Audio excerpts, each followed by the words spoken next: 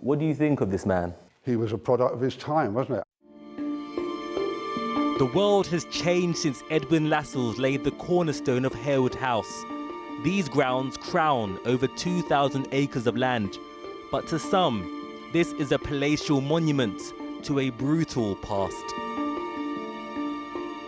The visionary behind this very grand and beautiful estate is also a merchant who made his money and enslaved people.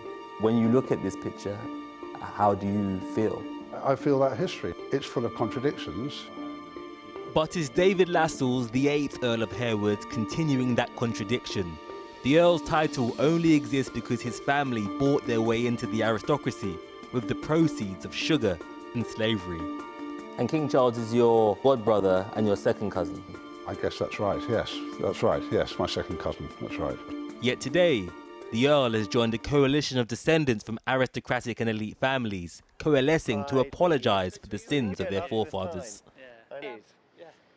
What we're calling for as a group of families is to start a conversation with other families, with institutions, with the government, with the royal family, about what they can do.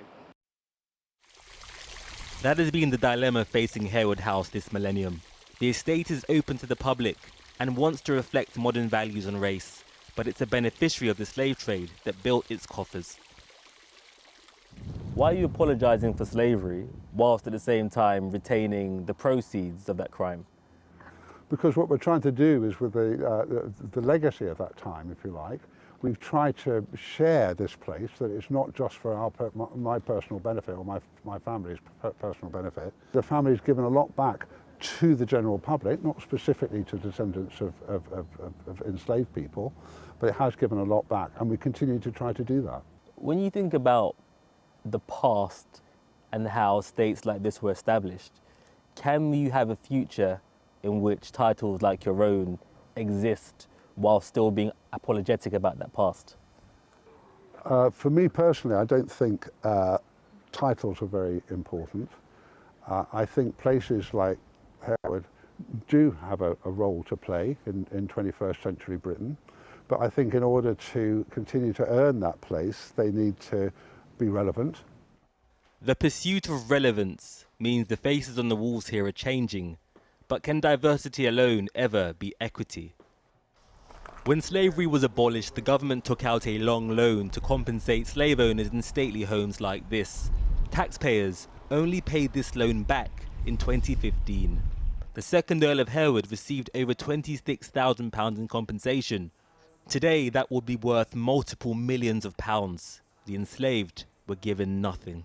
The start of making amends is getting people to talk about it, creating that kind of public, whatever the word is, kind of momentum towards it. And once people talk about it, let's say people decide actually what we do want to do is return the proceeds of crime. Yeah. Would you then consider selling up?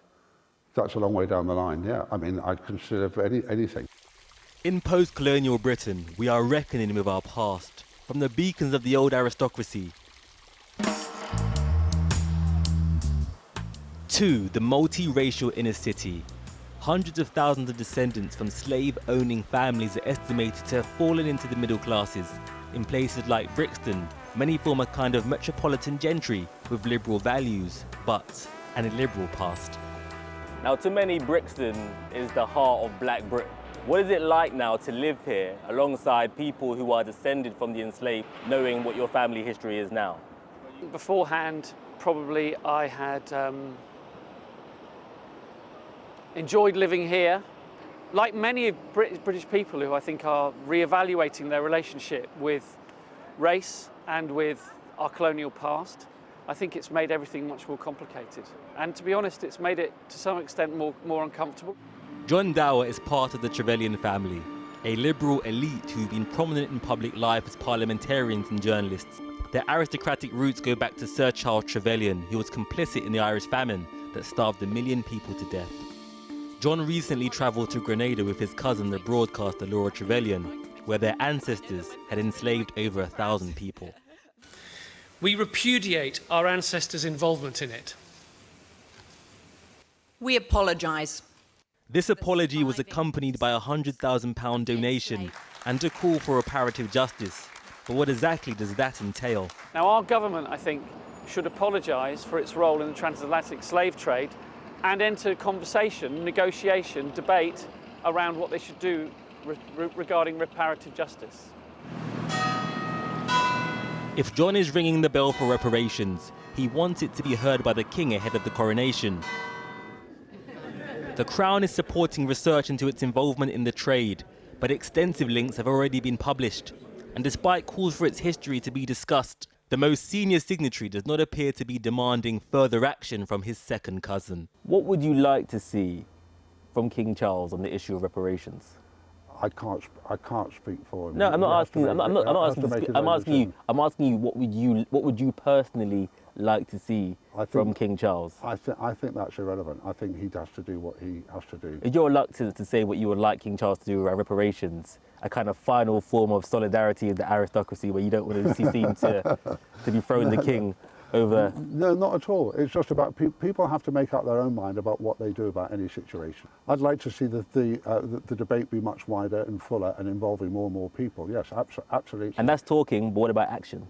But, well, talking, action speaks louder than words, without a doubt. There is a fault line between our past and present, and differences over how we negotiate the future.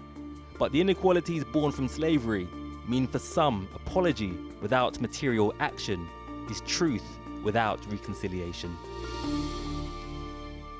Well, Laura Trevelyan, who you saw in that report, left her job at the BBC to campaign for more reparations to those affected by the legacy of slavery, and she joins me now from New York. Laura, most of us don't atone for the sins of our ancestors. Why do you feel different? Well, Christian, I didn't leave actually to campaign for reparations. I left to join the Caribbean's fight for reparatory justice in the broadest sense, which begins with an apology. And I guess for me, when I went to the Caribbean island of Grenada last year, which was where my ancestors at various times part-owned about 10 different plantations on an island which today only has about 120,000 people.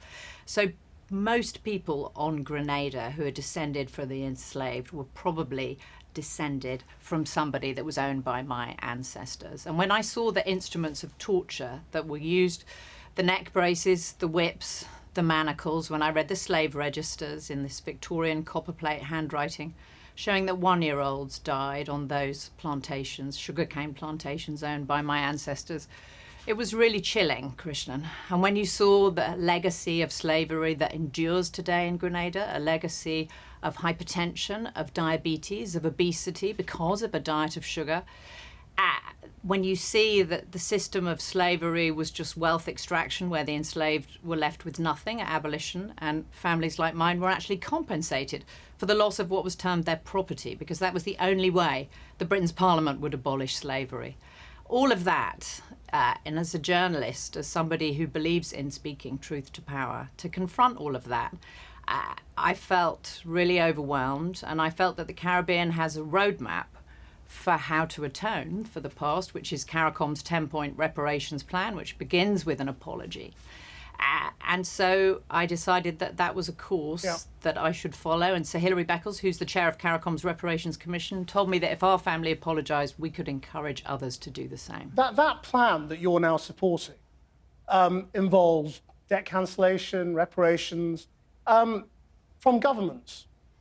Why should the British government, or British taxpayers rather, which includes, the descendants of slaves, pay reparations on the behalf of families like yours and others? Well, as your reporter Symeon pointed out in his report, the British taxpayer between 1834 and 2015 paid off a loan of £20 million so that families like mine could be compensated when slavery was abolished. So the taxation system is very uneven and it's a blunt instrument. But I think the answer is that it's a way for Britain to repay what Sir Hilary Beckles of CARICOM's Reparations Commission has called Britain's black debt. The fact that Britain's wealth in the Industrial Revolution, which began soon after abolition, that this was more than partly fueled by money from the slave trade. So Britain's position today as one of the wealthiest countries in the world is built to some degree off the back of slavery. And so, yes, taxation is an unfair system. It's a blunt instrument. But I think the wider point you make is a good one, how to convince people of the value of reparatory justice. And for me, that journey began with going to the Caribbean and confronting the fact that my ancestors profited from a crime against humanity. And that my position today, my standing today, talking to you as I am from New York, having had a career which I loved and was a privilege at the BBC, that all of that is for sure related to the standing of my ancestors and their wealth, which in part derived from slavery. When it came to your own act of reparation, the £100,000, how did you come to that figure? Is it enough? No amount of money could possibly be enough for the brutality and the inhumanity of slavery. It's just impossible, and especially when you think that the Trevelyan's got about £3 million in today's money, abolition in compensation, on top of whatever amount they earned from slavery in the previous 80 years. £100,000 seems like absolutely nothing. But in my case, it was what I could give, because I'll be 55 in August and I'll be a BBC pensioner and I'll have the ability to get a portion of my pension in cash. So that's the money that I'm using. And in talking to Grenada's National Reparations Committee, to Ali Gill and Nicole Philip-Dow, they talked about education and the value of education. So the money that I'm giving is going partly towards bursaries for students at the University of West Indies in Grenada, and also to help rural school children with the cost of getting to school and with school supplies. OK, and do you feel this campaign, is there something difficult about the fact that the campaign gets more publicity, if you like, when the descendants of, the aristocrats, the white aristocrats, back it, than when it's the Caribbean leaders who've been calling for it for a long time, largely being ignored? Well, I'll just tell you what the chair of Grenada's National Reparations Committee and also the chair of St Lucia's National Reparations Committee said. They both issued press statements today, and Ali Gill in Grenada said that this is the dawning of a new day. The fact that the heirs of slavery are coming forward to acknowledge that their ancestors profited, and to call on Britain's government to do its bit and to open negotiations with CARICOM over reparations.